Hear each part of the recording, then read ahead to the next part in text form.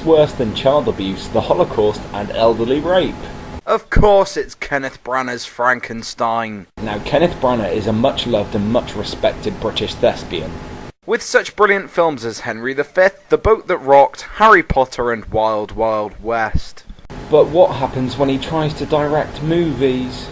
Well, I remember when he was confirmed as directing the Thor movie, and my immediate reaction was, what the fuck? Why? No, please, why? Why was my reaction to this news so explicit? Well, it's because I've seen this piece of shit. 1994's Frankenstein, released 2 years after the success of Bram Stoker's Dracula. But we'll get to that movie in good time. Whereas Thor was a good-hearted, fun movie, this is just a boring, poorly shot, atrociously paced, pitifully directed rehash of the classic story of human nature, death, and science. But surely it's not that bad. Let's take a look and see what science can achieve. Well, the movie starts off with Mary Shelley's voice in a text crawl. It's talking about a polar explorer. What the shit? I thought this was supposed to be about science! No, the film actually tries to attempt to follow the book through its narrative, and as such we're gifted with this dude, Captain Robert Walton. Don't worry, he's only a narrative device so that we can hear the story of Victor Frankenstein. Walton's a dick and his crew are on the verge of mutiny. They get caught in a storm, crash into an iceberg with this excellently directed false falling.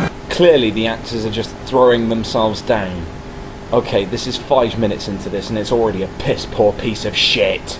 Well, he turns up, the crew's dogs go wild and run off to be punched to death by the monster, and the captain takes Victor back to bed, and Victor explains his story through a flashback. There's a tiny Frankenstein, an epic staircase, and an adopted orphan girl. He's told to think of her as a sister, but clearly he can't. There's then some parental pressure from his mother who wants him to be a better doctor than his father.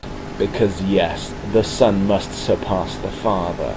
But at the same time, his mother points out that all work and no play makes Victor Frankenstein a very dull boy, and they go and have a dance. This is the point that his mother goes into labour, as she's heavily pregnant. Clearly all the jiggling has shaken the baby loose inside her. There's a dizzy birthing scene, and... My god, Ian Holm with his shirt off.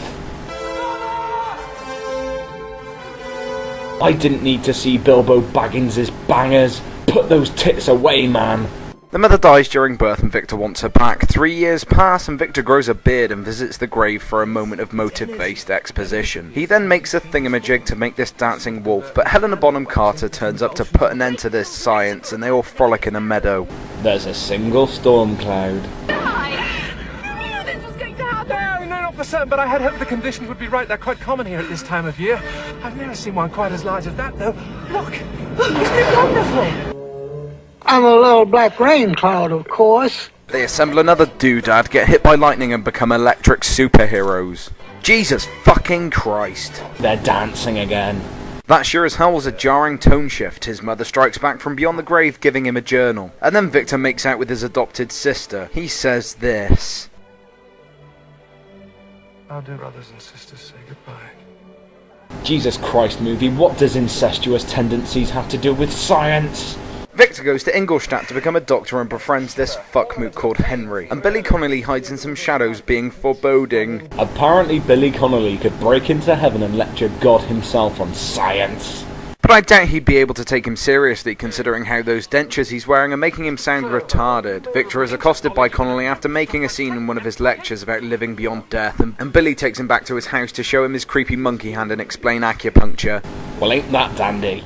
They then have some dinner and discuss what abominations resulted from Billy Connolly's research. And then he gets stabbed administering a smallpox vaccine. Victor tries to revive him. But clearly you can't revive somebody that's died from a stab wound to the heart by butt-fucking them. And Billy shows off his dentures. LOL. The murderer's dummy gets hanged and Victor breaks into Billy's lab, steals his notebook, steals the corpse and proposes that he and Henry go grave robbing. He then draws on a body with a sharpie, gives it a haircut and saws into his brain. At least take him out to dinner first. Victor then carries on his kleptomaniacal tendencies by stealing Billy Connolly's brain, then a leg, and shows us his collection of electric eels. Electric eels? There's something not right here. He manages to bring a toad back to life, but clearly it's a super toad now because it smashes its tank. Foreboding, and thus a new superhero was born. Resurrection Toad. He then gets some birth juice from this woman, fills a copper tub with the vag gunk and assembles his monster with his best overhand stitch. Am I making sewing jokes now? This is what this fucking film does to you. Henry turns up to warn Victor about cholera, and so does Elizabeth. Victor looks mental. Not at all due to his beard, but probably due to the brain sitting on his desk. They both leave after Victor shouts at them, and thus begins the creation sequence. Victor dons a mad-looking robe only to take it off and pull some chains showing his rippling manliness, putting the body in the glue, sealing the pressure fire and connecting the power supply.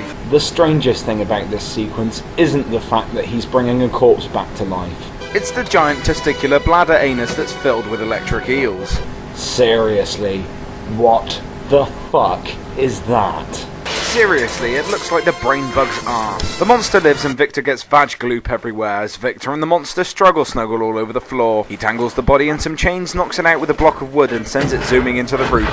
Whee! And he suddenly realises what he's done is evil. The monster is revealed, and I have to say, I haven't seen Robert De Niro looking so good since Meet the Fockers. Ha! He steals some pants and a coat and scares some peasants and jumps into a corpse cart before fleeing into the forest. Henry nurses Victor back to life and Elizabeth plays a piano. The monster follows sounds to a barn that's owned by a poor farming family, fights some pigs for some slop to eat and then goes to sleep. He wakes up sometime later covered in pigs and there's some exposition from the poor family. They're not strong enough to harvest their turnips and... So the monster does all the work for them.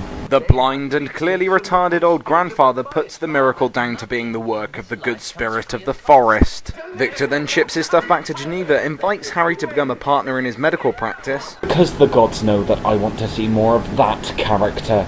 The monster learns to read from watching The Little Farm Girl and picks at his stitches. Careful, monster, are we going to have to put a cone around your neck to stop you from picking at your stitches?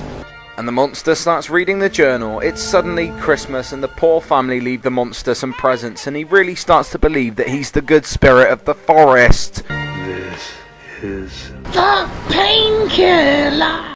The landlord turns up. And there's an attempt at humour. Who, the good spirit of the forest? not exactly. The landlord abuses the blind old fool and the monster naturally comes to his aid and kills him. The old man sort of befriends the monster. But then the family turns up. There's a big misunderstanding and the monster runs off to cry by a tree. He brings the flower that they left him back to show them that he's the good spirit of the forest. But they've all fucked off. He reads some disparaging remarks that Frankenstein wrote about him and then burns the cabin and vows to seek his revenge, crossing a mountain like he's in a black metal video and somehow ends up in Geneva. Willie, Victor's little brother, steals the engagement locket from Elizabeth and runs off into the forest to go and show his imaginary friend, but finds the monster, drops the locket and runs off. They all set out to search for Willie. Ha! Helena Bonham Carter walking around a forest shouting Willie. Am I really seeing this? And the hot blonde chick has a nap in a barn. The monster plants the locket on her and they all find Willie's corpse, assuming that because she's hot and blonde and has the locket that she killed him. Ian Holm gets depressed and turns into a big baby. They hang the hot blonde and somehow the monster sneaks up on Victor. Despite the fact that everyone on the estate should have seen him coming. The sea of ice. I will meet you there. The sea of ice. He takes a pepperbox pistol and climbs a mountain, determined to kill the beast. But this scene just begs the question, how the fuck does he know where he's going? And how the fuck does he know where he's supposed to be meeting the monster? It's a sea of ice. It's pretty big. But never mind that, the monster gets the jump on him in a slow motion sequence and knocks him into Ed Norton's inner peace sanctum, revealing that he's not here to kill Victor, but demands that he makes him a bride. So basically all the monster wants is to get his dick wet. Aw yeah. Victor says that he needs 1 month, postpones his wedding plans, and Elizabeth gets in a pissy. We get a contrasting montage sequence. With her packing her bags and Victor setting up his science. The monster robs the hot blonde woman's grave and threatens Victor, and then Victor once again gets struck by the fact that what he's doing is morally reprehensible. He runs off to marry Elizabeth, the monster kills his father, and it's time for the wedding night. Oh yeah! Brother and sister, no more. That's killed my erection. Victor hears the monster playing the old man's recorder and goes off to warn the guards, but the monster's on the roof and somehow now on top of Elizabeth. What the fuck? He punches a hole in her chest and holds her still beating heart at Victor before fleeing into the night, knocking her body into an oil lamp that sets her head on fire. Ha, so this is a comedy now. Victor runs into his lab, cradling the corpse in a red cloth. Symbolism?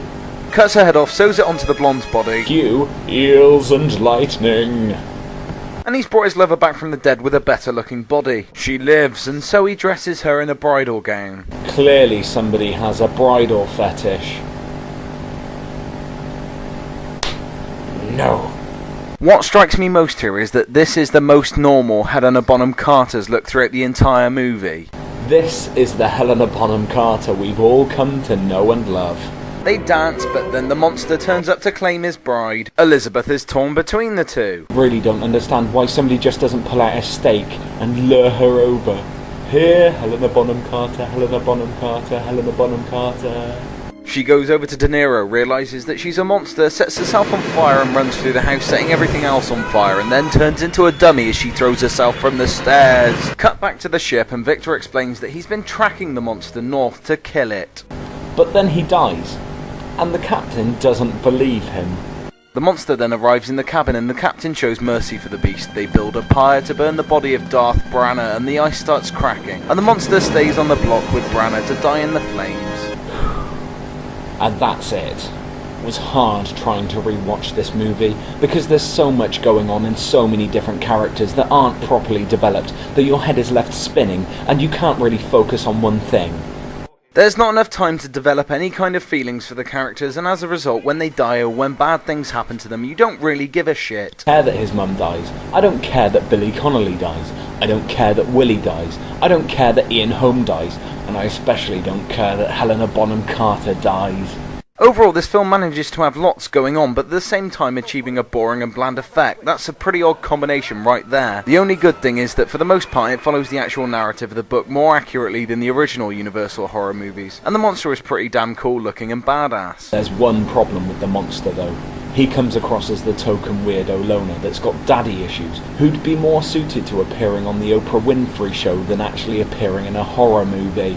So that's that done. And if you'll excuse me, I'm off to make my very own realistic Helena Bonham Carter corpse sex doll. Bring it to a simmer, right on time. Run my reset, fingers up your beauty pie. Feed my Frankenstein. Meet my libido, he's such a psycho. Feed my Frankenstein.